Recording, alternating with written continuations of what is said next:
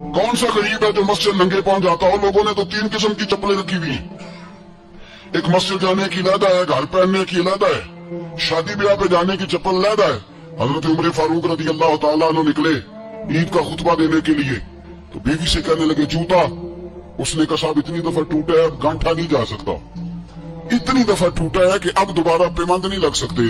तो हजरत उमर कहने लगे चल कोई अर्ज नहीं है, बगैर जूते के नंगे पैर ही चलते हैं, कोई अर्ज नहीं। तो कहने लगे लोग क्या कहेंगे? फरमाया चुप कर।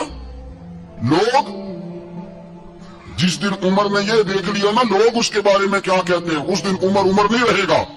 तो कहा फिर आपका नजरिया क्या है? फरमाया मेरा नजरिया ये है कि रब रसूल मेरे बारे में क्या कहते हैं।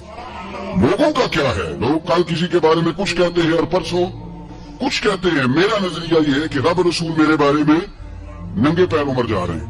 कौन जी? मैं बड़ा माड़ा। अच्छा जनाब क्या क्या गुर्बत है? 10 किस्म के जोड़े लटके हुए हैं कमरे में और पहनने की फुर्सत नहीं। सवेरे क्या पहनना है, शाम क्या पहनना है, 15-15 सूट इकट्ठे इस्त्री होके लॉन्ड्री वाला भेज रहा है। और तू गरीब है, तू बहुत बड़ा गरीब है। इसलिए कि गुर्बत पैसों की वजह से नहीं होती, गुर्बत तो दिल की होती है। तू वाकई बड़ा गरीब है और तू गरीब ही रहेगा। अमीर तो उमर फारूक थे, उमर फारूक थे जो नंगे पांव चले गए ईद की नमाज पढ़ाने। तो रस्ते में जो मिला कहने लगा उमर जूता तो पहन लो। फरमाया तुम्हें उमर का जूता ना पहनने का नक्श तो नजर आया है? कोई अर्ज नहीं। अगर उमर को कभी बताना हुआ तो वो वाला नुक्स बताना जो उमर की सीरत में पैदा हो, किरदार में पैदा हो, वो वाला नुक्स बताना कि छोड़ो जूते आते जाते रहते। नंगे पांव गए, पांव धोए, नमाज पढ़ाई, लौट आए।